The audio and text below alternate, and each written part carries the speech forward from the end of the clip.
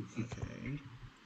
You know, Going into it. if I could enter, throw a portal, and throw my fist through this shit and hit one of y'all, I would right now. I don't know why. All right, we love. Oh, I got the notification. lit, lit, lit. Yeah. All right. Yo, welcome back to the Implausible Podcast live version here from the eastern side, 9:45 You're gonna p.m. have to do that whole thing over. Do that over. Do that over. For Do It's that what? over. live. What? We're Oh my live. god, do that over. We're live. What am I doing over? Yeah.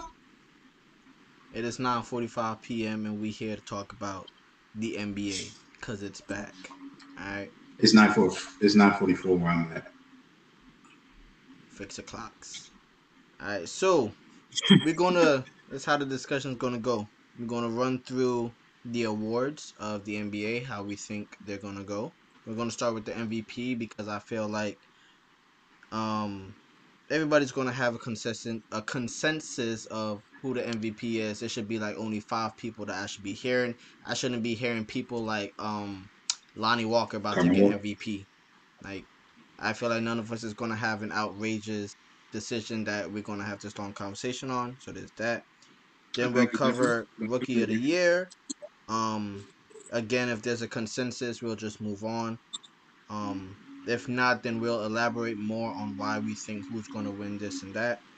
Most improved, six man of the year, defensive player of the year, coach of the year, and then when we're done, we'll have a special award that the Implausible Podcast gives a special player. Yes, Um, unemployed player of the week, Carmelo Anthony. Okay, we can get to that. every category that we have, we'll list our top three. So that way it's just not a one and done. Got it. So your top three MVPs is what I want. Your top three rookie of the years, most improved, defensive player of the year. If you do not have your top three, we will skip you and we'll come back. Everybody got it cleared? I just Sounds passed good. out from laughter. Okay, About to say. yeah. I Alright. gotta come up with a top three. Skip me for every award real quick. I'm- Alright, so top three MVPs. Let's get into it. Does anybody want to go first? I go first. Okay. So I feel like I'm rolling the dice on Embiid. I feel like if Embiid could play 65 to 70 games minimum this season, he will get MVP. Um, that's my number one pick. My number two pick. Unfortunately, I want to say Giannis. I'm tired of picking Giannis. Everybody probably has Giannis in the top three, but Giannis is a good player. So I feel like he gonna get that LeBron treatment. After you win a couple of MVPs, they start like you gotta like do some real crazy stuff. So yeah, and then my third, as much as I want to say Joker, I'm gonna probably I'm gonna go with Tatum. I gotta vote for my boy Tatum. Top three. What? Yeah, man. I'm a Celtics fan. I gotta throw a Celtic in there, and he been hooping. Just because you say yeah, man, don't mean the take made sense. You know, I I'm bet not you. gonna I hold bet you. you. No, no, no, no. Wait, let me bounce off of that because going into that, actually, I do have Tatum at my number three spot for MVP, but Oh, y'all I stupid. have a Joe. different reason. My reason Joe. isn't because I'm a Celtics fan or just to put him in there.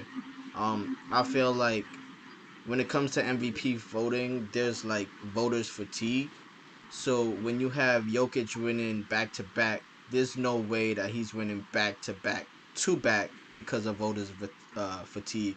Because if that was the case, then um there would have been a lot of MVPs that would have triple Pete in the past. LeBron. No, I'm not. You not gonna say it? I'm not stating any names. Okay. Um. Larry But you're Bird was talking pretty about wrong. LeBron. So there's Bird that won't part. stand There's alone. that part of why I have But you're Jason talking about Tatum. LeBron, right? There's that You're part why talking we about have LeBron, though, Jason right? Tatum at number three, but also there's like a narrative that goes with MVP. So I So the feel like voting fatigue. Yeah, that's right. That's So why to I go to feel the like team, my you're number referring one to pick, LeBron, Luka Doncic, right? is gonna win the MVP Can because can we can of. we let him talk? Can we let him talk? Okay. Thank you, Zach. Because of narrative, I feel like a But you're lot not of denying it people though. and a Just lot of making sure. annotators been trying to get Luka to win MVP. That since they're gonna say it so much, like there's a narrative around Luka, and that's just honestly how he's gonna win it. Averaging what I said before in the previous podcast that didn't get recorded of 28, Can 8, I can I and So what's the 11 point of mentioning it then? with two I just I turnovers. have a question. I have a What's question. what's the question? I have a question. This has nothing to do with basketball. Actually, this has more to do with your grammar. You are a teacher. What did you just call these people? You said annotators. They're annotators, commentators, analytics, whatever you want to call them. Yeah. Yo, What are they? Yo, don't let Analytics? your students see this. Man, listen. My choice of vocabulary, and what I teach are two different things. All right. Man, they put you on live too, bro. It is what it is, bro. It is what it is. Nah, I did have a legit question though about you. You said there's a narrative. What is the narrative supporting Jason Tatum winning any type of MVP award? Well, I that Jason mean, he's Tatum following has his been. plan. depending on his play, you know how they always say, "Oh, Jason Tatum is only whatever Nah, age that thanks. he freaking is at this point." I mean, he's still under 25 years old, so there's that part. There's a part that he just came from the finals, so if his play kind of You equals play up like to where garbage. he was before, then there's that narrative of, oh, he can be a young MVP. He just came from the finals, like this is his year kind of thing. Um that's basically it. But I I have would so say Tatum 3, Embiid 2 because I feel like there's a narrative around Embiid as well coming from last season. He could have won it, but obviously, Jokic outperformed him. Um but he He honestly outplayed the games too. he He he also did played pretty more well. games, Like he was the scoring leader of last year. His team did pretty well in the regular season. Um, but he missed games. so I have Tatum 3 and B 2 and Doncic 1. I have Jokic one because I don't know why nobody's mentioning that he has Jamal Murray back on his team, so now he has somebody else to pass the ball to. So that's more numbers for him. Um, That would mean less numbers. also, also, that's also, Now you is can't interrupt him. Joel, He can interrupt you though. so Joel Embiid's two. Um, Obviously, if James Harden actually lost 100 pounds, maybe maybe he'll be a little bit of more help. But either way, the dropping of deadweight Ben Simmons, always will help Embiid's case. Three, I have Luka simply because like every year, like he gets better in the postseason. In terms of hopefully there's not any like drama around like the Mavericks because there has been like some weird drama going around with certain teams, like when they had the whole thing with Porzingis or whatever. But he continues to get better in the postseason, so I want to see how well he does, like or how far he gets next year. But again, I'm always, especially with how Steph's been performing, I'm always just watching to make sure the Warriors. I'm always watching them in the back burner, even though they lost a lot of pieces, but I'm just gonna put Steph as forward, just in case. So I I just have I have a question. Do you honestly think Jokic is going to be the first time 3-time MVP in a row? He's not the first time. Bird, as I mentioned earlier, but they got to know it. Bird won 3 in a row. So I just want to point that out. Oh my fault. I didn't hear when you said that. And it's just I got Jokic winning MVP. He's in the top three. I mean, the top four. Sorry. Um, Random name person. All right. So what y'all do? A 3-2-1. All right. So three. My three is gonna be Kevin Durant because as we saw last year, before he got hurt, KD was probably the MVP. And now this year we got, Kyrie's probably going to take his sabbaticals once in a while. There's no need for that. There's no need for that. We don't know. I mean, Ben Simmons, if he plays, Ben Simmons going to be crazy, but he crazy and what? They gonna go. They gonna go as well. The Nets are gonna go as far as KD is able to play. So that's why he's my. You know what? That's a decent thing to say. That makes sense. He is 3. 2. This is where we get to the foreign players. I got Luka, number 2. I mean, he got the ball in his hands all the time. He's gonna put up numbers. So that's. And I think I had the Mavs winning like 50 or the 5th, 4th.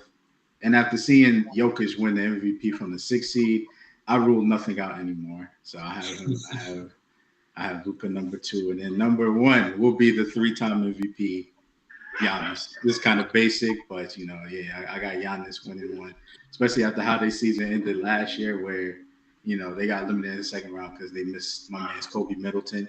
Oh my God! His name got eliminated. Now I don't remember his first name anymore. Chris Middleton. Chris, he's not Kobe. Stop doing that. Stop the disrespect. Stop it. He will never be on Kobe's level. He's not on it now, and he never will be. Next question. Anyway, so like I said, I think Giannis is gonna come out of mission next year. He's gonna dominate. He's gonna put up like 30, 13, 5, Giannis numbers, and Bucks gonna be great, and then he's gonna win MVP. So okay, that's my MVP predictions. Well, I feel like we kind of already answered my next question about like, is there a narrative when it comes to how the MVP is selected, and like, do y'all believe in voter fatigue playing a part in the MVP? I mean, I shared my experience or my thoughts on it, so I guess this is. How do y'all feel about that?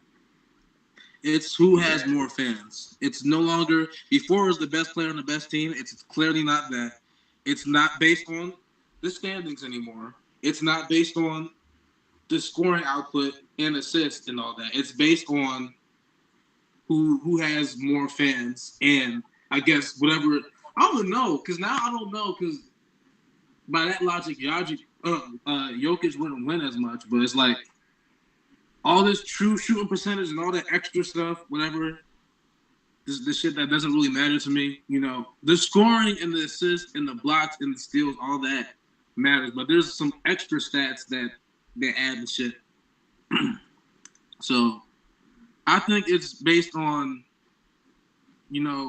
who the fans like, and also, I guess the extra stats that matter, that like separate some players from others. Because if you look at Jokic and Embiid, the main difference between them is whatever, I guess, the shooting the shooting percentage, I guess, or something like that, true shooting, or something like that. I don't know, but it's not really anything else, because the media will say one thing, and then the fans are the ones that are voting. So they gotta be fans. The fans don't vote for MVP. They vote for All-Star Game starters. They vote. The MVP is vote off of coaches. They have actual vote. They have actual voters. Coaches. Like people in the media who vote. Yeah. Coaches don't vote for MVP. I don't think. Oh, well, that's dumb. All right, skip me on this one. I do believe narrative wins. I think narrative does play a huge factor in MVP, because every year is always a different reason why someone wins MVP. I know Jokic is 2 MVPs. I mean, I'm not gonna say he didn't deserve them, but it was like last year he won the first one by default because of all the candidates, he played the most games. He didn't get hurt, so obviously he's gonna win. And this year he had the narrative coming in because Jamal Murray was out, and I don't know. Did Michael Porter Jr. get injured at the Yeah, beginning of the Yeah, season? he been injured for a minute. Yeah, basically so Jokic was on that team with like role players that putting up the same so numbers he had before. Yo had the narrative, so his. I mean, it was kind of like I know I had the bold take last year picking the little small guard in Atlanta to win, but I Jokic had the narrative, but I do believe there also is voter fatigue because uh, I know when like Giannis won two in a row. Numbers didn't really drop off. He did get hurt though for in the middle of it could have been his third one, but I don't think he would have won anyway because it's third. And LeBron won two in a row, and then voter fatigue plus you know, everybody People hated him didn't because like him. he went People to didn't. Miami, and then the Derrick Rose fan, the hype, that he had to win. So, that was just I do believe Are narrative you plays a saying large that? Are you part. saying that Derrick Rose didn't earn his MVP? Is that I what you're do saying? not believe he should have won MVP. No, I did not. Okay. Uh, So based on no, it's all If right, I'm being cool. honest, I'm I not. feel like I'm Dwayne not Wade should about have to. won that year. So You're based on tripping. that logic, The year Derrick Rose won his MVP, Yeah, you said and he was who? playing with LeBron. You Dwayne said Wade, wait. You said who should have won the MVP? Dwayne When he was Wade. playing with LeBron, Wasn't Are Dwayne you Wade on averaging like drugs? 28? bro, they was playing. Are you They on LeBron drugs? and D Wade played on the. Anyways, I'm not here to discuss an MVP from 11 years ago. But the Yes. point Are is, you yes, on drugs? Because he I earned do it. believe that Unlike narrative. he earned it. I do believe narrative played there. If Russell Westbrook can get an MVP, then anybody can get one. There's a little lag in Or the that one too.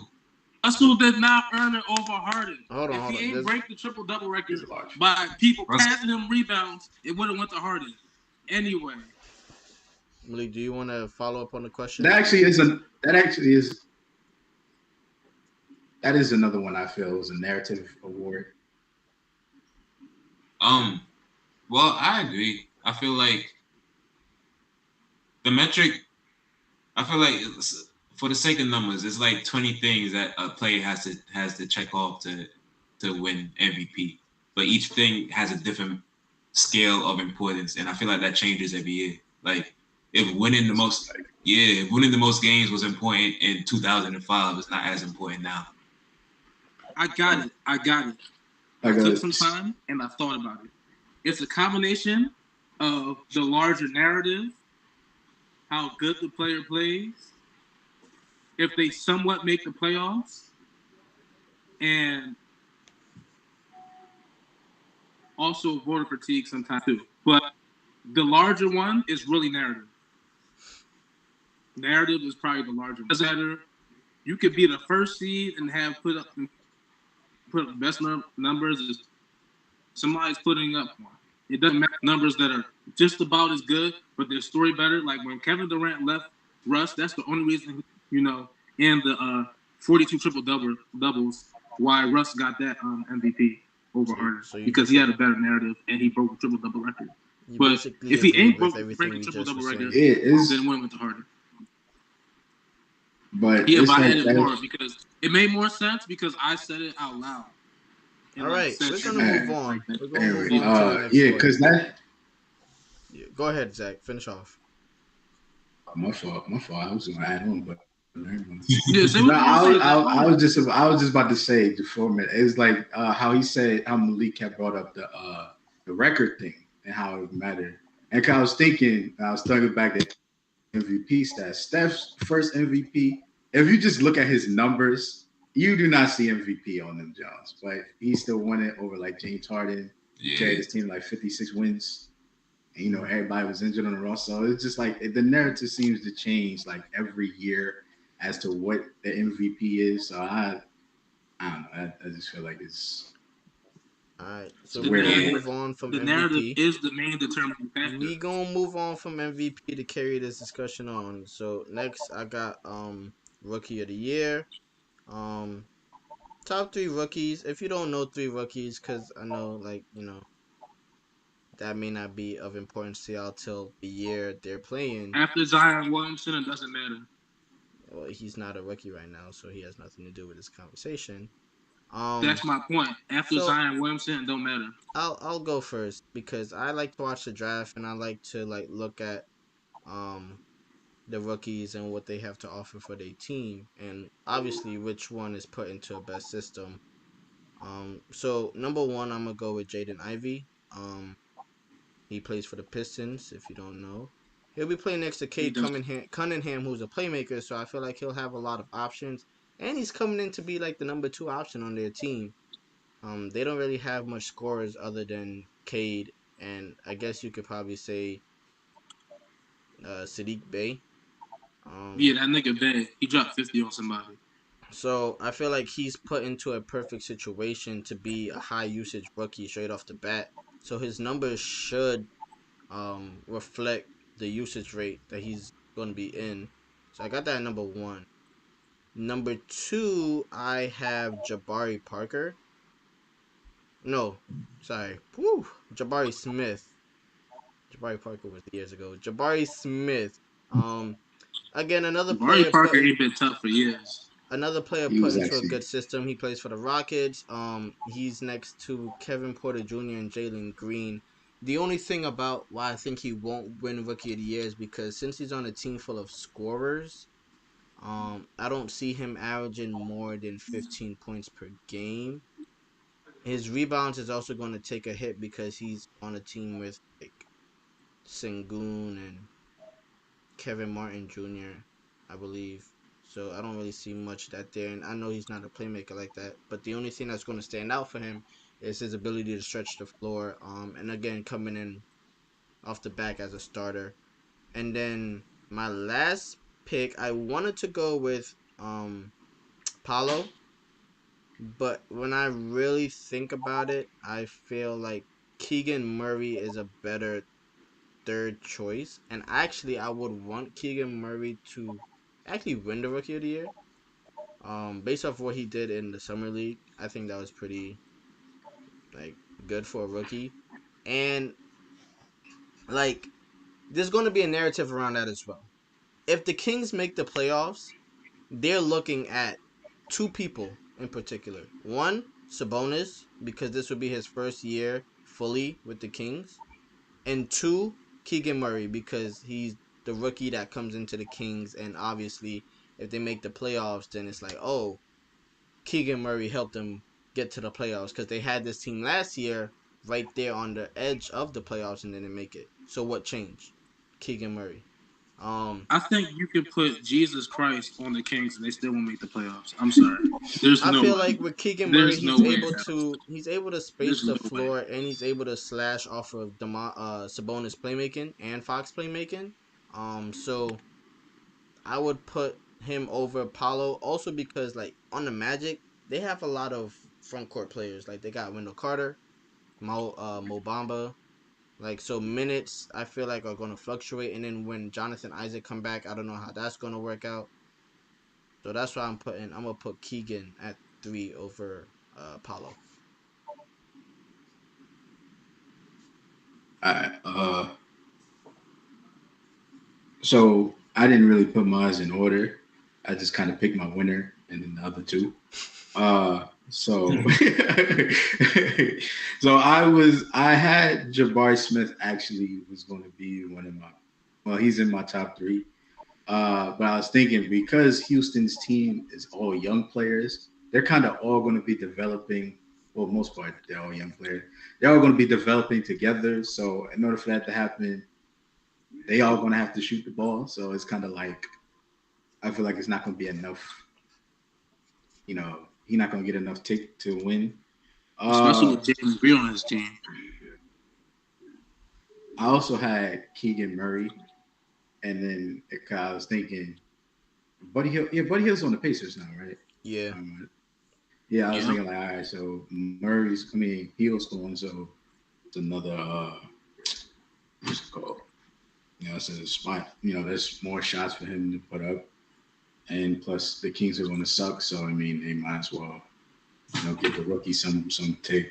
And then number one, the only time I ever pick up the Portland Trailblazers to be successful, I'm picking I don't know, I say Shady and Sharp. Shaden, I yeah. I like, especially because CJ's going, so now there's them, Simmons, Dame, and then like I think Josh Simons. Hart or something. And Simmons, Simons, Simons. y'all know who I'm talking about. Anyway, yeah. So now is he and Portland's don't play no defense, so they all offense. So there's going to be plenty of scoring to go around, and I feel like Sharp can definitely he gonna make his name. It's going to be great seeing him at the bottom of the conference this year. I'll jump in. I feel like I predicted that Apollo would win. Simply over, I feel like skill wise, he got the edge over my second pick, which would be Jaden Ivey.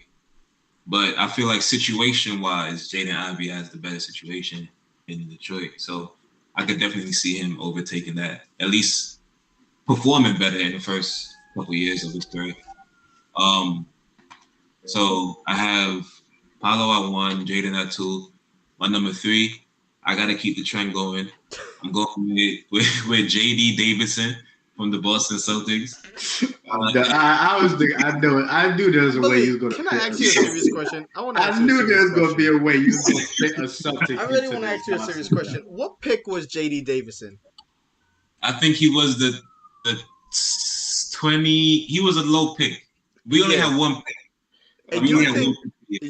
Okay. Okay, what pick was he? I'm about to look this up right now. Look that up. I want to say he was 28th. Or even 30th. He might have been the last pick in the first round. Now wait, he might have been second round. I'm about to say I'm looking. I don't think Boston didn't have a first round pick. Nah, yeah, I think he's second round. Unless I'm tripping. Yeah, Boston didn't have a first round pick. This man picked the 53rd. You picked not the 53rd even a lottery pick. His summer league was nice. I think he had a game where he had like almost 20 assists. Listen, I can't blame because Manu Ginobili was the last pick in the draft or something like that. That's the GOAT. I mean, if he's actually top 3 in rookie voting, I'll get you some Celtics tickets. Thank you. My only issue, I feel like if we have a bad season with health, then we gonna step up because we got too many guards already. That's what I'm saying. There's no way. Brogdon health is iffy. Marcus Smart, he be having his days, and Peyton Richard, like he nice. He be around, so I don't know.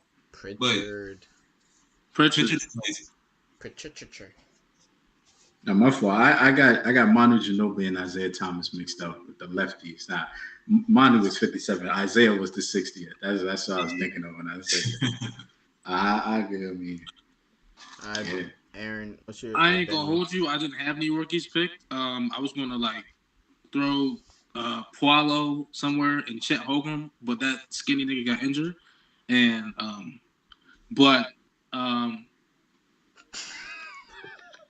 yeah, that's pretty much it. All right.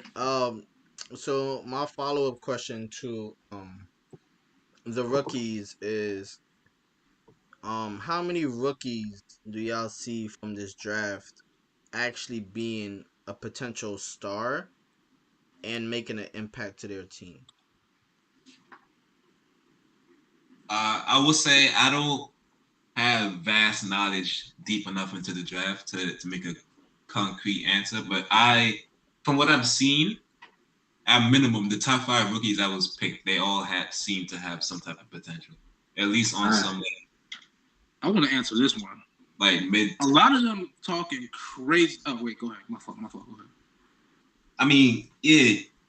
I do. This draft did seem deep compared to some of the past drafts. So I could see a good amount of them being in that star kind of slow, like starter caliber, that area. But yeah, I don't have a concrete answer, like number. But Aaron, A lot of these rookies are talking mad trash, and I don't know if they trying to build a brand or something for doing that, but they saying some stupid stuff off rip. Like, even though Okay. he's injured now, I'm just going to bring up Chet Holmgren whenever he comes back because that skinny Hey Arnold looking boy was talking so much trash, didn't even get to play a single game in the season. I can't wait to see him, pull a whole Ben Simmons, come back next year, having all this hype around him and being ass. I'm hoping for it because he was talking a lot of trash. In terms of like the only thing I'm looking forward to in terms of rookies is when the Magic and the Hawks play, and you get to see DeJounte Murray and Puala play each other. I feel like that's going to be entertaining. That's the only reason I'm looking forward to. When it came to like rookies draft, the only rookie draft class I was looking forward to was Zion and Josh. After that, I don't really care what happens next. Actually, I lied. Henderson and that 7'4" French person, when their draft comes up, I'm Are Wemby. you talking about Ho You Fat? Whoever the 7'4" French guy is, yeah. Wemby Wemby. and Ho You Fat? Oh, you fat. Ho You Fat. I forgot what I was about to say. Oh, so normally, I don't like to like put high expectations on rookies. I feel like that's a lot of pressure to put on them straight out the draft. But for whatever reason, I do like this sharp kid, so I'm already predicting he he gonna have a 24 points per game season in his future. So that's Okay. I guess to answer my own question, I do like this draft. I feel like as deep as it gets maybe 2016. That's when Tatum was drafted, right? Chess 17. 2017. Alright, so they're probably as deep as that draft. I don't really see this draft making too much noise, but I will say about a good seven of them have the potential to be a star and also impact on their team. And I will say this, right? I know I didn't pick them for rookie of the year, but Tari Eason, watch out for Tari Eason. He is going to be a bucket and defender getter. He's honestly my favorite one out this whole draft. I feel like he comes with such like dedication to the game that I like, and What's he on? he's on the Rockets. He'll be sixth man. He has the I'm potential about to to, be I'm like about to a say you what? you got all these young kids together. That's not. I can tell that it's going to be Bro, a I'm terrible. telling you, Tari. I don't. Maybe not right now. Maybe not his rookie year, but in the future, Tari That Eason is is going to going to be like y'all going to be like, oh, this Eason kid. Like, why have I heard this name before? It's because on this podcast on uh, October 11th, 10:17 p.m. with the 17th pick, Tari Eason. You've Word. heard it here. Going to be a It's bucket. like the Blazers were supposed to win the finals a few years ago. Got you. Tari so Eason. I think putting all them young players together is going to be a recipe for a low key disaster. But since actually, Aaron, you did mention with the seven, I don't know how to say when whatever his name is. Like I said, listen, look for him to go to San Antonio because we trashed this year, so I can't wait for that. You know, I popped up his foreign players. I can't wait for this, dog. Like He's we going to trashed end up. this year. Bro, He's y'all going to had. end First up round pick. on the Magic. He's going to end up on the Magic, and it's If going you to don't get suck. that number one pick overall, that is clip. I He said, ends up on the the Magic. last bro. time we Magic, had the number one pick, we had he's a gonna end up on the dynasty, Magic. so that's all Bro, that how many matters, man. years He's gonna ago end was up on the that? Magic. That's like a whole That's 2 decades ago. that's because we was tough. Like I don't. Is that our fault that we was good after drafting the GOAT? Like is Alright, that a problem? Like I so ain't know that was bad. let's He's move either going on. to be on Let's the move. Magic or the Jazz Okay, let's to replace carry it Rudy on. Gobert. Most improved player. Again, top three. Who wants to start with this one? Listen, I feel like listen. I forgot who my original pick was, but I'm switching after getting knocked out. I feel like Jordan Poole is about to come out and drop. He was already done. About to get fucking shit.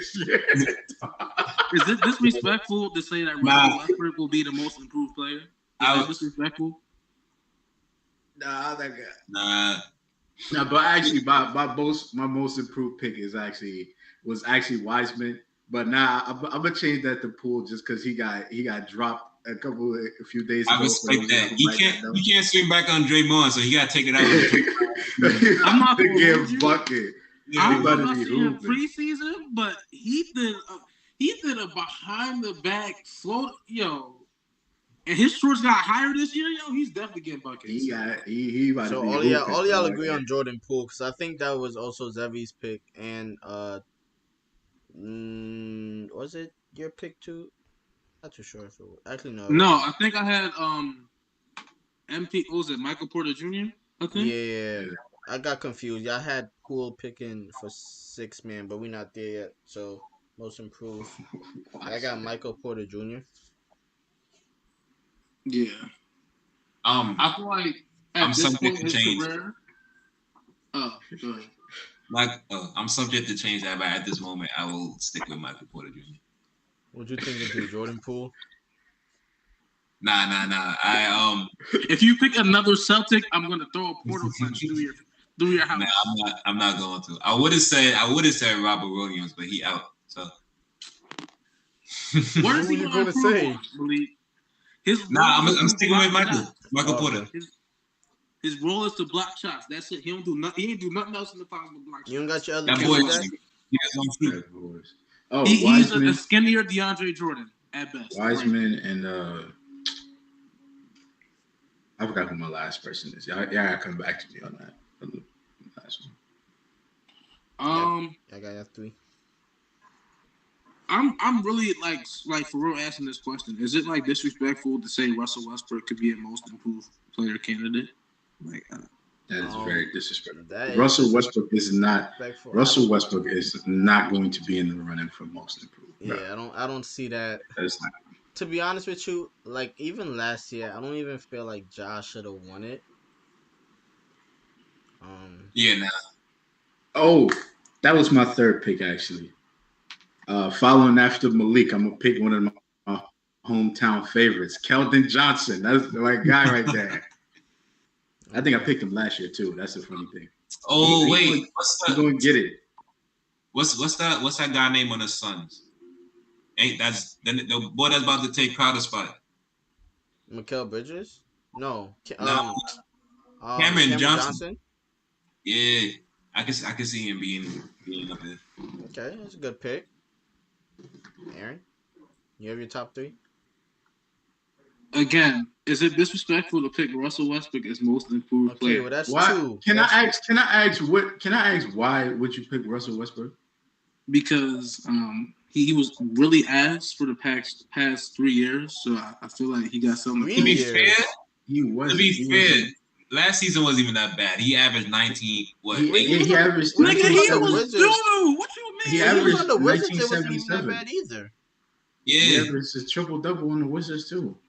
Because he was on the Wizards. Once he went to a team that, well, I mean, the Lakers team was pretty bad. Actually, never mind. I'm not gonna pick him. You said the past 3 years, so I'm going back to the past 3 teams he was on. He was the best player on the Rockets. The Rockets. We're not doing this. He was doo-doo on the Rockets too. Once they moved PJ Tucker to center, it was over. Anyway, moving along. The next one, I'm gonna go on a limb here. I'm gonna pick D'Angelo Russell because it's like I don't know. It's not for the same reason. I really feel like a lot of the attention has been taken off him now that he has Anthony Edwards on his team, and now everybody's focused on Cat. I feel like this has to be his year to actually like improve, and I feel like the Timberwolves are really trying to make like real noise in the playoffs. And now that Patrick Beverly, the dumbass distracting is going, maybe they can actually focus on trying to get better. Patrick might be one of the main people to improve. Wasn't D'Angelo Russell an All-Star a couple years ago? Huh? He was. Yeah, I feel like once you hit 1 year in Brooklyn, though, right? once you hit that, once you get an All Star, I feel like you're not even gonna be in the running for the most part. Oh, so There are that actually exceptions, wait, obviously. hold on Wait, to but that wasn't thought. Hold on to that thought, Zach, because that does go into my question that I'm gonna ask after this one. But let me just go over my three. Um, my winner, I got Tyrese Halliburton. Yo, I love that kid. I feel like he's just placed in a good position on the Pacers. His numbers actually went up when he got traded to the Pacers, and that was only for half of the season. So if he was there for a full season, I feel like you know clear winner. Like he should average close to a triple double. Um, After him, I have Off the R.J. prediction. Barrett, the Maple Mamba. Hard shit. Alright. The I Maple just feel like Mamba. a lot of his problem was his efficiency and because his he's on the Knicks. That's inconsistency. his problem. He's on the New York Knickerbockers. That's why. That's his But I feel problem. like adding Brunson could probably help him out. I'm kind of still iffy on that. That's why I don't have him winning. But I feel like RJ Barrett could make a good leap in becoming most improved. And then my last one, I have Cole Anthony. For the Who? Magic, Come Cole on, how the Anthony. Magic?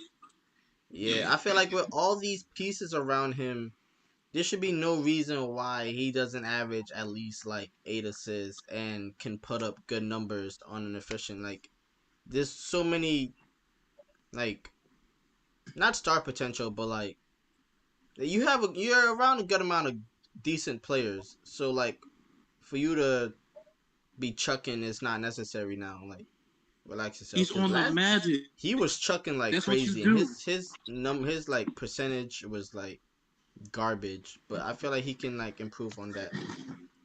So with that being said, and going into my question was, what requirements are meant for a most improved award?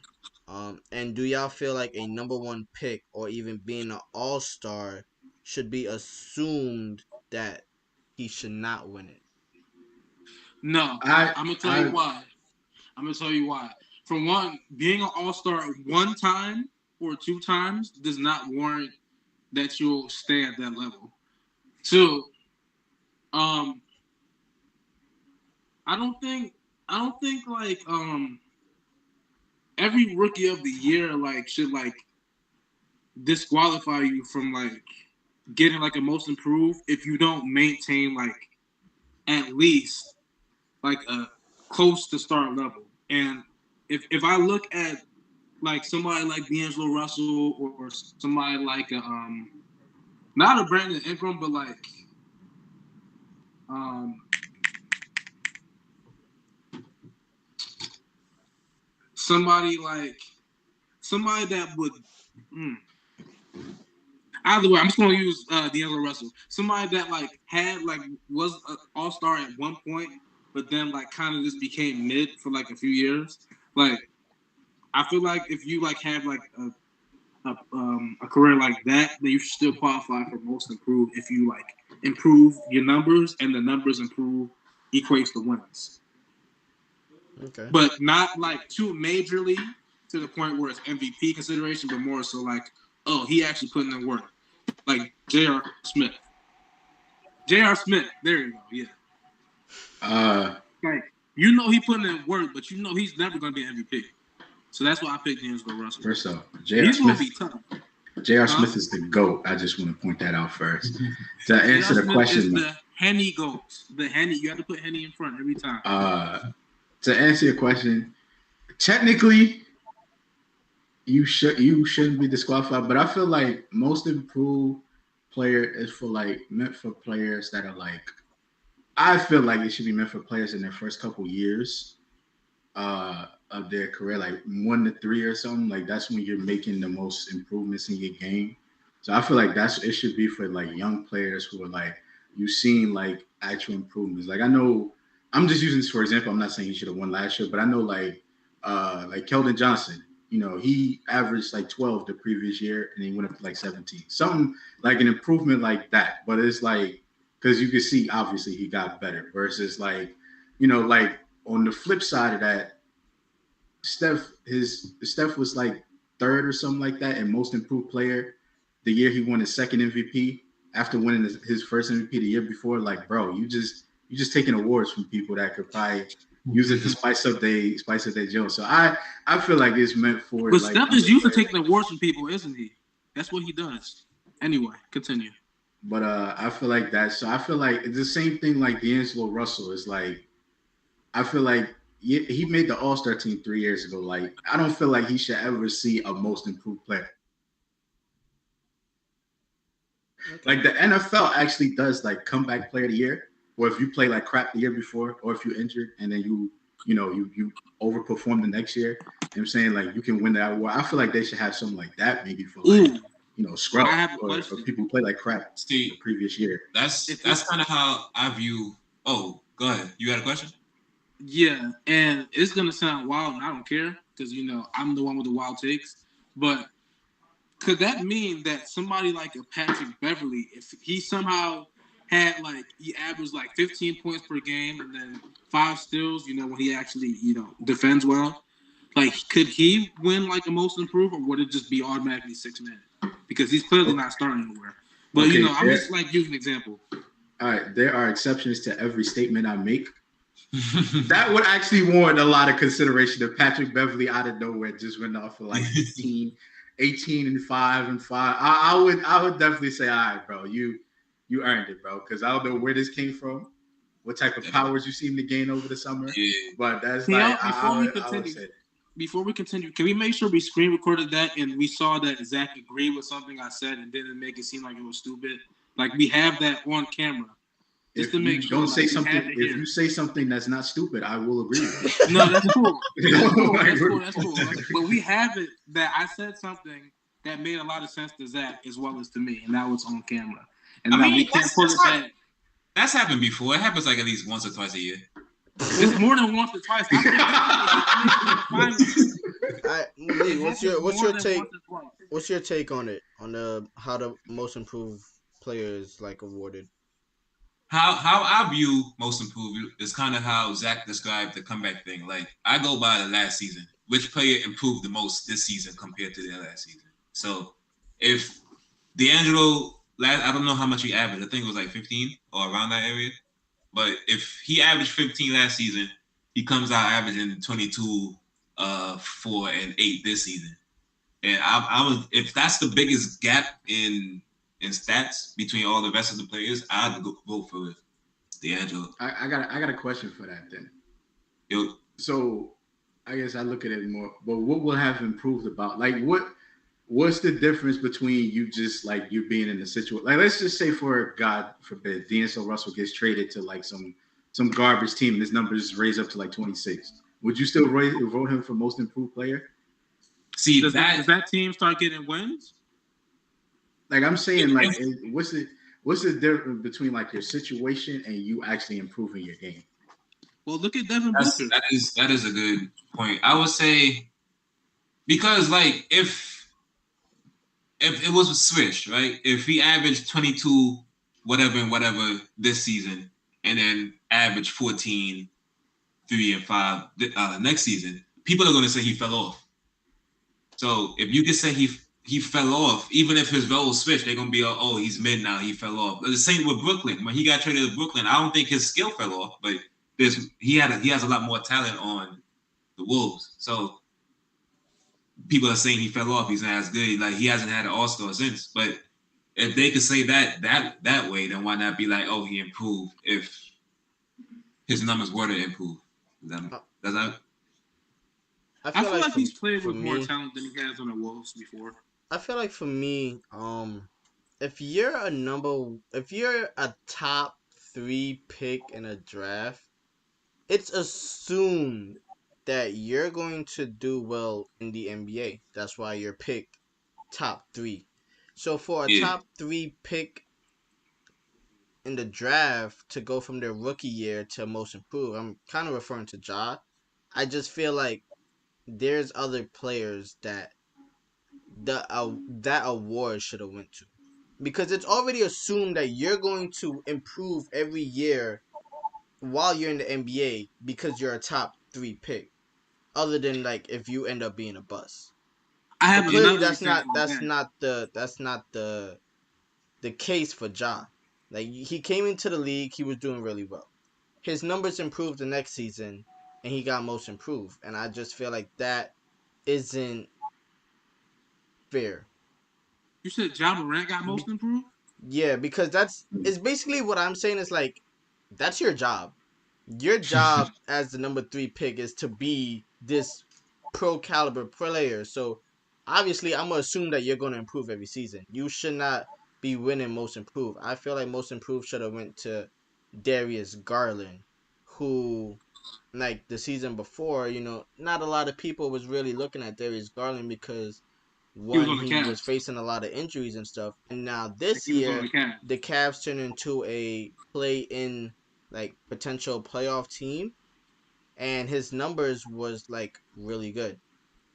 Yeah, I feel but like They if did you're, lose some pieces in between that too, though. They lost some pieces he had huh? too. They did add Jaron Allen, and now they have Evan Jarrett Allen Mobley. was always on that team. When he got traded from Brooklyn, he was on that team, and Darius Garland was there. But I feel like Yeah, if you were a top 3 pick, or if you was an all star, no matter if your numbers improve, I'm not looking at you for most improved because that's literally what I expect out of you to do. I'm not expecting like that's when you have to be in talks for MVP, like not most but improved. That's kind of like a downgrade. I feel like for people of that caliber, it's like I'm gonna Lamelo give an to Ball. example. I'm gonna give an to example of play. somebody else that can win most improved, and I don't believe that they will ever. I also don't believe that will ever win an MVP. But I believe that if the the world had an idea of this possibly happening, Ben Really, can you go please? Ben Just go, just talk because he's Alright, gonna take so, 5 minutes just to say his name. Ben Simmons alright, so I'll Ben to play Simmons devil's could advocate get to your point. I was gonna yeah say that every NBA player expected to improve, yep. not just specifically the top picks. Nah, I don't I think just feel so. like the top picks just have like a higher floor than like your regular NBA player. I don't think so because there's some people that when you bring them to the NBA, you already know their role. Their role is not to be the franchise player, the all star. Their role is to be a role player, or they come in to only play defense, or they come in to just shoot a couple threes. Like everybody has Yeah, but their I role in just the NBA. But that's why you gotta. That's what you work on your game for to break out of that role. You don't That's what just I'm come in saying. and Those Yeah, are that's what where the Julius MV Randle was at some point. most No, players should go to is those players that come in with a set role but then break out to be this all star. If I'm drafting so you at the James top Harden. 3, I already expect you to be my franchise player and to become this all star for this team. So for you to be most improved, I feel like like you're just doing what you're supposed to do. You didn't come in here to be like, oh, I only need you to shoot threes. You came in here to be that guy. But that's just my take. We'll move on from there to the defensive player of the year. who did I Uh, have? I'm I, not. I listen. I'm gonna go first on this, and no, actually, I'm gonna go second because I want to change up my defensive player of the year pick because I feel. Oh, you making me change up Uh, your whole damn graphic card. Well, I'm not. No, my defensive player of the year is staying the same. Just the top three is changing. Oh, okay. I, let me I'm, let me just double check it again because I remember. no. So actually, all right, never. I got one. So, all right, this one I will put in order. All right. So the only reason I have it in this order is because of Oh, injuries. all right. Let's make So sure. number three, I have Robert Williams because I don't know if he gonna get hurt. Number But two, number two, I got the new Mike Tyson on the block, Draymond Green being I knew you were gonna do number that. two. And then I got my number one pick because I do feel like he gonna actually play this year. I got Ben Simmons going to be, especially because the Nets are trash on defense. So Ben Simmons is just going to come in, and if he can make them like even like an average defense, I feel like he's gonna win defensive player of the year this year. All I'm gonna say is if he's anything like the 2K Ben Simmons, he probably will because that man was locking me up. I mean, I dunked on him a few times, but he kept Real life bucking Ben me. I was Simmons. so pissed. Real life Ben Alright. Simmons left off too. I'll go next. I'm gonna go with my third pick. I wanted to go with like a guard or like a small forward there. But honestly, I feel like Marcus Smart winning was just like really random, They honestly. just And I didn't don't want to think give it to that's gonna Gobert. happen again for another who knows how long. So I don't really have a guard or a small forward winning. But You got to be in order for. Yeah. Oh, I my wanted to fault. put You go. Mikal Bridges at 3, but instead I put Rudy Gobert. I'm I'm tired gonna of keep it seeing a this beam with nigga. you. Huh? I feel like that's the only reason Marcus Smart won Defensive Player of the Year. 'Cause I feel like everybody's getting tired of seeing Gobert win Defensive Player of the But Year. And then get I cooked feel on the like perimeter every Gobert single at year. 3 right now is just like they're like really eyeing Gobert this year because now he's on a new team. He's paired with Karl Anthony Towns. He's basically pushing Cat to be the 4 so he could be more offensive. So that way Rudy could focus on the defensive side for the Wolves. So I feel like Because they're he gonna can't look do at anything that anymore. and make up some type of scenario. That's number 3. 2, I got Adebayo. Um, I feel like even last Yeah. year he was really Medium. good defensively. But the only thing is that it doesn't show up in the numbers. Like his blocks, and his steals doesn't show up on the stat line. But if you watch like certain Heat games, like just his presence in the paint kind of like helps the Heat be this kind of like defensive team. So it's kind of like what's the actually a number for that, but it just doesn't show up in the stat sheet. It's like for the team though, it's like opponent points per Like, game, kind of like that. Points oh per yeah, game. Isn't No, but it's like opponents points per game. So like no, it's, people that and points allowed per yeah, 100 yeah, yeah, possession. yeah, yeah. So like players that Adebayo's guarding, like their points allowed kind of drops, or even like the team will drop, but nobody really sees that if they don't look closely. So I got Adebayo at 2, but my number one only because people mainly look at the stats is Evan Mobley. Last year he averaged like a calm 1.2 blocks and like a steal. I feel like this year he can average at least like 2 blocks per game. Especially playing alongside Mitchell. I feel like his rebound numbers could go up too, but sharing the floor with Jarrett Allen could probably lower that. But I feel like if Jarrett Allen kind of contests, then Mobley could come out of nowhere and swat that shit and just take all the blocks from Jarrett Allen. So I got Mobley winning Defensive Player of the Year. Okay. I'm not going to change my graphic up too much. My number one spot is going to be Giannis. I feel like if he's not going to get MVP, he's at least going to get Defensive Player of the Year. Um, he's definitely like a major core of the Bucks defense.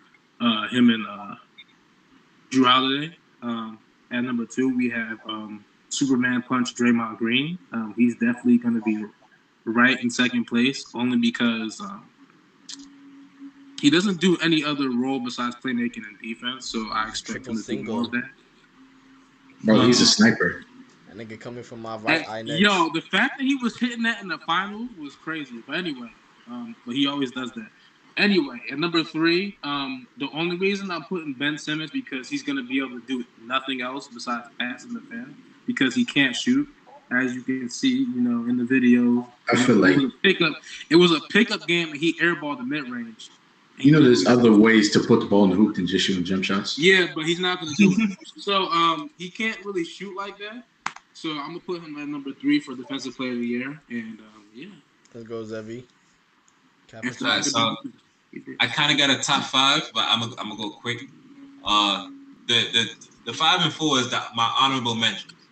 All right, so before we continue, Let if the him go. honorable Let mentions him are go, please, Celtics, Aaron. Just let him if they are go. Celtics, don't say them. number 5, I got Draymond. I feel like with his age and all the negativity around him, he's gonna be in the talks, but I don't feel like he's gonna really make the cut unless like they just have a fantastic season this season. And they lost a lot of players, so I don't know if that's. I feel like they're gonna play good, but not too good. Number 4, who would have been my number 1 if it wasn't for his injury, is Robert Williams. He starts the season out I think he's missing 8 to 12 weeks, and then normally he's not really that healthy to begin with. But when he does play, I don't know what is wrong. That man gets possessed when he blocks shots, Nah, bro. I ain't yo, gonna hold you. The He on first time I something heard him else, was yo. actually in the playoffs against the Nets. Like he had like 8 blocks. yeah, Not last year, but the year before that, he had like yeah, eight that blocks boy, in there. I was like, what He the? be going a little Nah, stupid, the man. yeah, fact that he and swatted Steph's floater says enough. He he be swatted guard, that he joint could guard the high off the perimeter too. backboard. All right, what's next? So, What's your so three? my three, number three, I have Giannis. I don't have him winning, like, similar to what Aaron said. I don't have him winning MVP, but he's not leaving the season without winning something, and I feel like he's probably going to win Defensive Player. Number two, I have Rudy. Similar to your reason, he's on a new team. There's a lot of hype behind him already as it is, and nobody else on that team really does play defense besides Patrick, who left. So I feel Boy, like, Ant Edwards is. Yeah, Boy, Anthony Ant Edwards play Edwards, yeah. defense. I mean, Yeah, okay. he plays defense, but he's not known for Yeah, his So I feel like with Rudy being known for defense, he's going to get most of the defensive credit for the team. So Is Anthony Edwards a guard or a small forward, yo? Because it's like hard for me to point him. He's a bucket. He don't like That He ain't your is basketball. a number bucket. one. Oh, yeah, your number one. my number one is also Evan Mobley. He reminds me of Robert with slightly less block but more offensive skill. But when Cavs were last season, when the Cavs are healthy, they had one of the best defenses in the league, and I feel like it was because of him and Jared Allen. Nah. And this season, Well, yeah, him and Wow. Jared Allen, but also Rubio, bro. When they have Rubio, he was strapping on the I'm about to say. perimeter. Not even gonna Yeah. hold you. I'm about to say that right there is why I don't believe that he has a legit shot at winning. Because he's They're playing with already a Jared. good defense. Is he already playing on a team with other defenders? yeah, but that's the same with Marcus. You gave the best defender on the best defensive team the award. He wasn't even the best defender. He was the healthiest. Like this. Oh, you're right. Like I said, that's what I'm saying. I feel like I personally feel like awards like that shouldn't go to like if you already on a team surrounded by defenders, why are you winning defensive player of the year? That's just my take. If you're on a team with good individual defenders, I feel like you shouldn't win defensive player of the year. Yeah. Unless you do something like really, I'm talking really crazy, which goes back. I think Malik was talking about perimeter players winning, and it was like unless you're doing something crazy like Kawhi was doing when he went back-to-back defensive player of the year, I don't see a perimeter player winning that again.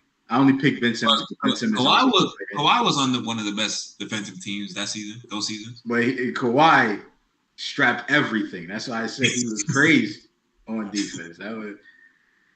Let's kind of speed this up a little. Next we got 6-man in the year. I don't really got no questions for after the defensive player of the year or the 6-man. So y'all could just list y'all 6-man. Give a quick reason for the number one. The other two, we unless we have like a question, like why the hell would you pick that player? I mean that's about it. I don't really have 3 candidates. I only have 2. I think. Name your 2. Win. I got Norman Powell winning 1. All right. And I just feel also like got coming that off too, so I won't have to listen to that. coming off the bench, in the Clippers, he's gonna get his opportunities to shoot the ball. So I mean, I got DiVincenzo from the Warriors, and I got and number 2 is Jordan Poole. So I'm not. I got that too. I think everybody kind of got that consensus of Jordan Poole being 6-man, right? Yeah. We don't gotta repeat that.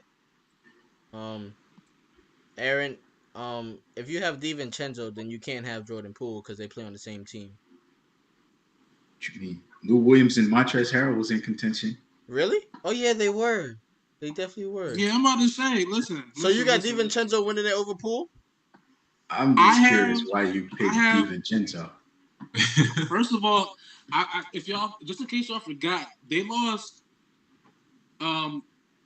Gary Payton Jr., Gary Payton Jr., who's probably one of their best defenders on that team, and they lost Wilt Chamberlain's son. They lost those two players, which were very key role players. So now you have Porter. Otto Porter. Michael Porter Jr. Yeah. Otto Porter. Him. You lost, a good amount of offense and shooting, and you lost a lot of defense. I feel like DiVincenzo provides both those things, but he's definitely a better of a defender. Jordan Poole, he's obviously the better offensive player, but in terms of all around game, I feel like DiVincenzo is probably gonna possibly have the edge over him. Now I'm okay being wrong with that, but I'm picking DiVincenzo over Jordan Poole. That's a wild Warriors pick has to ever say. had a dark skinned guard. Kind of racist. Guard, dark skinned guard. Jason Richardson. Bro, how long ago was that? You said ever. I did say ever. I know what you was talking about. I wanted to say we don't count Barbosa. Barbosa not dark skin? No. Oh my gosh. Anyways. Wasn't Baron Davis? That was like decades ago too. You said ever. You didn't Any event. I'm agreeing with Zach with Powell winning 6th Man of the Year. I got Jordan Poole as runner up. I feel like it's really interchangeable with those two. But one name that I'm including this pool of players. In any event, is Bones Highland out of Denver. I feel like he has a chance of like coming off the bench and making a big help, especially with Monte Morris leaving to the Wizards and Will Barton leaving to the Wizards. Like he's basically like the next man up, and towards the end of the season for Denver, like he was really getting buckets. So I feel like Highland actually has a really good chance of winning 6th Man of the Year.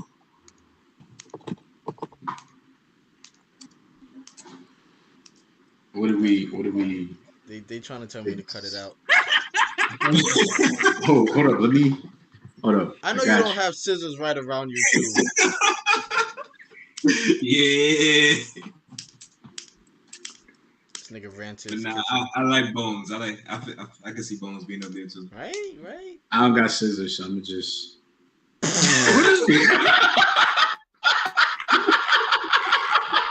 Actually, wait. Now I do have a question about 6th Man though. I feel like with all the names that we included, do y'all feel? Because I was thinking about this earlier with Victor Oladipo. Do y'all feel that he could win? Oh yeah, I did have him listed. Yeah, that was your pick for 6th Man. I would say 6th Man of the Year is basically the award who scores the most off the bench. So I feel like whoever is scoring the most is going to win that job. All right, so then let's just move on to Coach of the Year. I got 4 picks. Huh? What? I said move on to Coach of the Year. All right, let's go. Malone. I got 4 picks. I'm gonna make it quick. I'm gonna go with Jason Kidd, only because I got Luka winning MVP and Dallas being the 2nd seed in the West. I got him. This was my pick last year too, and I got kind of upset that both of those were wrong. But this year we gonna spin the block and we gonna get them 2 again, and we gonna get it right this year. This year's my year. Second, I got JB Bickerstaff. For the Cavs, they gonna make the playoffs. That's the only reason why he's in there. Willie Green, I got from the Pelicans. They also gonna make the playoffs. They have a chance to be top 5 team in the West. I don't know because the West is kind of competitive, but But with number 4, I'm gonna go with 4 picks on this one because this one's really like, again, narrative. If the Kings make the playoff, regardless of what seed they is, if they're the 8th seed, Mike Brown is winning Coach of the Year. Where are you getting this Kings making the playoffs from? Because they have a legitimate chance to make the playoffs this year. They do. How? They do. The bottom of the West is literally always 1 to 2 games apart. They can especially if You think injuries they're play a part in a lot of other players, they Who are have they a going to healthy replace team. for the 8th seed? who you think they're gonna be in the play-in to make it to the playoffs? All right, just look at your standards in the 7th and 8th seed, in the 7th and 8th spot. You realistically see the Kings beating them? You're taking the Spurs out. Let me check my photo real quick. I got You're taking the the 7 Spurs was the out. Pelicans, 8 was the Grizzlies, 9 the Lakers, and 10 the Trailblazers. So you don't even have the Kings in the play-in tournament, but you got them making the playoffs. I got them 2 games out of the play-in. But I'm just saying. Well, that's So just my prediction. But if my prediction is wrong and the Kings make the playoffs as the 8th seed, regardless of how good those other coaches did with their teams, Mike Brown is going to be like, oh shit, the Kings didn't make the playoffs in the past 14 years. Mike Brown, coach of the year. That's basically it. That's the only reason why I got them at 4th. But because I'm at 4th, I don't have them making the playoffs. But in the event that it happens, I got them. Mike Brown, coach of the year. I'm gonna keep it a buck with you. Are you about to pick the Bucks head coach? Is that why you said that? If they even beat the Lakers in the play-in, I would be surprised. And I don't have the Lakers winning anything. Is that your only take? Oh, I already picked Malone as my coach because I already told you Jamal Murray's back, so they're getting the championship. So Malone's gonna. That's right, because Aaron got the Nuggets winning 60 fucking games. 60. That's wild take. But so I got what did I just say? So I have Jason Kidd winning coach of the year as well. Yeah, I just feel like the map. I feel like you just got to pick someone at this point. So I feel like they're gonna win, and I don't really see any team coming out of the blue, like that wild take of the Kings making the playoffs. I don't see any team like that. Then with the drama surrounding, I got the interim coach of the Celtics.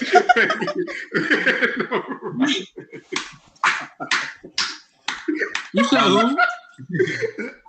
Who's the interim coach? What is his name? I agree. His initial is J. It starts with a J. I forgot. Look at you, J. Marzosa or something like that. And then who's your third pick, Zach? What's his? Who the coach of the Hawks? I forgot his name too. Nate McMillan. Yeah, I got him. Shout out to the black coaches in the NBA. I was random throwing in people after that. To be honest with you, I was going to say Steve Kerr, but I feel like because the Warriors are always good every year, I don't think he's ever going to. All right, Malik, what about you? My top 3, I got also with from number 3 with all the drama and all of that, I do have the interim coach being in the top 3 because the team got better. The only thing they really did was lose Ime. So if they perform the same way they did last year, they're gonna be like, oh, with all the drama, this is his first time being the new coach, blah blah blah. Joe Mazzulla, that's his name. Joe Mazzulla, I was close. Mazzulla. I got Cavs coach as number 2.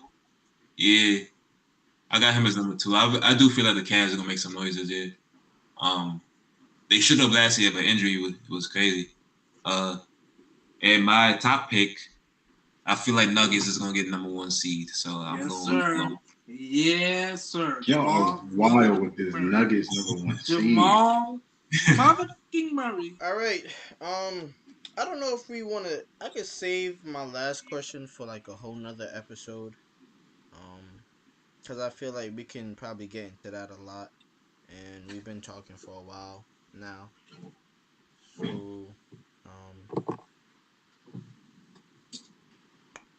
So, what y'all think? Y'all want to close it off with this, or y'all want my last question? Yeah, Jamal Murray's the answer. Kind of curious on the. Actually, Aaron, your answer is actually valid to the question. So my question was kind of like Zach referred to it earlier, comeback player award, like people that got injured. which which NBA player do y'all feel is coming back the strongest off of their injury? And there's a lot of There's a lot of players. injuries, but you already know who's winning that. You already know the claw about to win that joint this year. I'll pick Anthony Davis. No, I'm just kidding. I'm just joking. You already know the claw winning that this year. You know what I'm saying? Actually, I got either Michael Porter or John Wall. To be honest with you, I feel like John There we Wall. go. That's I feel my like John pick. Wall is going to be the one that puts the Clippers over. John We all know what. Wall. Put the Clippers over what? Like I can see the Clippers making it to the Western Conference Finals or Finals, but I feel like John Wall, if healthy, is going to be the person. Wait, no, I lied. I'm gonna pick Klay Thompson. He was kind of mid last year. I'm starting to love the word mid, as y'all, as the audience now knows. I feel like he didn't really he came back and did that dunk and ain't really did much since. So I kind of want to see what he's able to do with a full season now. Aaron, I'm actually You say surprised by your answer because there was only two people I figured you was going to talk about: Jamal Murray and Zion. I thought you were gonna talk about Ben Simmons. To be honest with you, well, if I want to be honest here, when it comes to coming back with Zion, he's already had to come back from injury plenty of times, so he's probably gonna do the same thing he was doing before. So. But better because he lost weight. Because apparently that's what makes a basketball player great. You gotta anyway. Either way, I have Klay Thompson and Zion Williamson in my opinion. That Klay pick is wild to me. That's fine. You picked the Timberwolves last year. I'm gonna agree with Malik on. But Klay Thompson was already playing. I feel like but he needs to do better than he did last year. I feel like we haven't seen John Wall. Well, for me, I feel like I haven't seen John Wall since 2017. Even though we've seen a little shades of him on the Rockets and stuff, but I feel like actually playing the game of basketball for a good amount of time. I feel like I haven't seen him since he's been on the Wizards. So I'm gonna go with John Wall. I miss John Wall. I can't believe Kawhi Leonard is not there as much as everybody thinks he is. Nah, I'm just Kawhi Leonard definitely.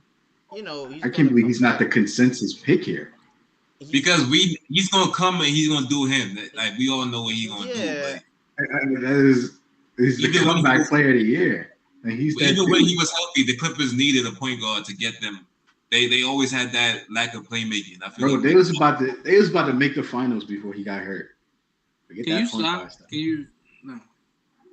Nah, bro. I just feel like they beat the They were not beat the Jazz. They beat the Jazz and the Suns are garbage. So long. The Los Angeles Clippers are cursed. They are not making the finals. Yeah, I said he was gonna make the finals. Right. On that note,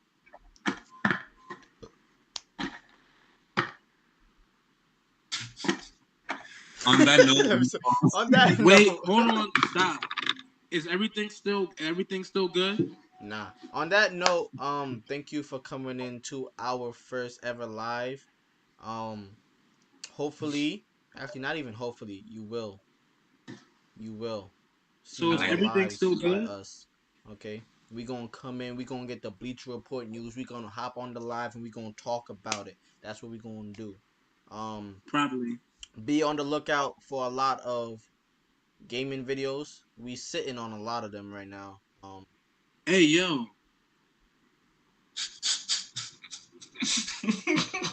I don't get what to say yo about that. We sitting on a lot of videos right now. If you have not, this is what you gotta do now. You're gonna log on to Twitch and you're gonna subscribe to Zevi, Benny B. Wallin. Wait, don't forget to tell them to make a Twitch account first so they can follow. And Implausible League. Alright? We stream a lot of gaming videos there that's going to be released on this YouTube channel. But if you want to see it at first glance, why wouldn't you take that opportunity? And then why would you not share that with your mother and your father? We're playing the Quarry. We're playing the Quarry and Horizon. And your pet turtle. Share it all. Alright? But with that note, thank you for tuning in, and Wait, we gonna wait, catch y'all later. wait! Do not stop that broadcast, Malik Ward. Do not stop it. Please stop it. You know what he's Broadcast, about to don't lie to do. me.